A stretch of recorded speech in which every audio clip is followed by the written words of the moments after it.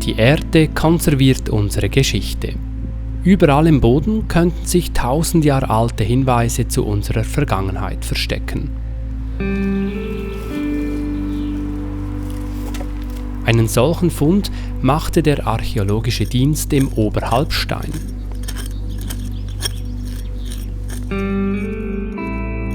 Vielleicht sogar ein Sensationsfund?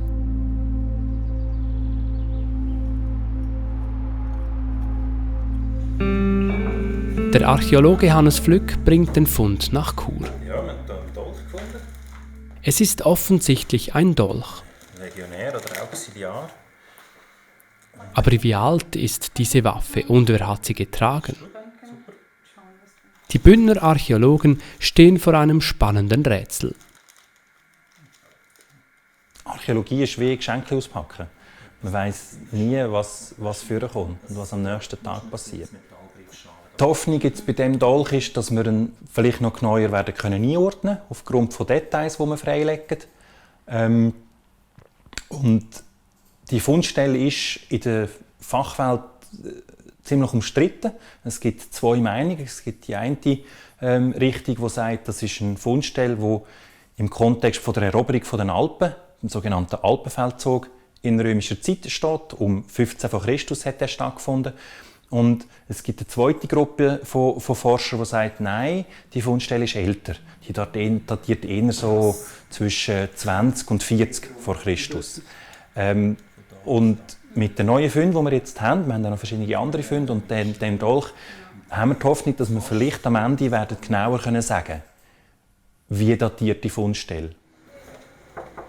Um diese genaueren Informationen erhalten zu können, muss der Dolch freigelegt werden.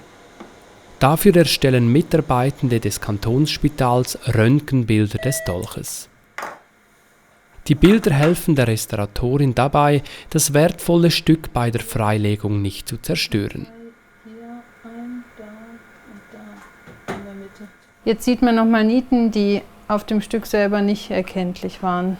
Und die geben mir jetzt Informationen bei der Freilegung, dass ich eben an manchen Stellen besonders aufpassen muss, weil das Buntmetall empfindlicher ist als das Eisen. Dass ich da eben bei der Freilegung achtsamer sein muss als bei dem anderen Teil vom Stück. Bei der näheren Analyse im Büro kommen sogar noch mehr Details ans Licht. Genau, die Röntgenbilder haben gezeigt, dass eine Verzierung auf dem Griff vom Dolch ist, womit wir vorher nicht gerechnet haben, weil der Archäologe meinte eher, ich kann da nichts erwarten.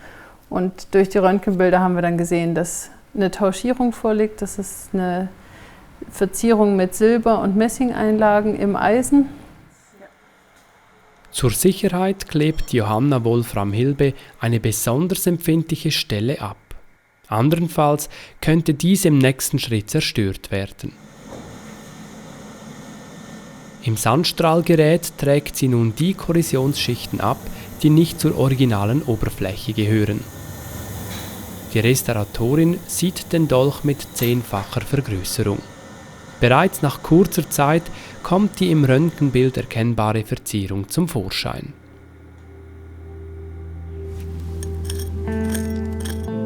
Hat die Restauratorin das Rätsel bereits gelöst? Stammt der Dolch wirklich vom Alpenfeldzug?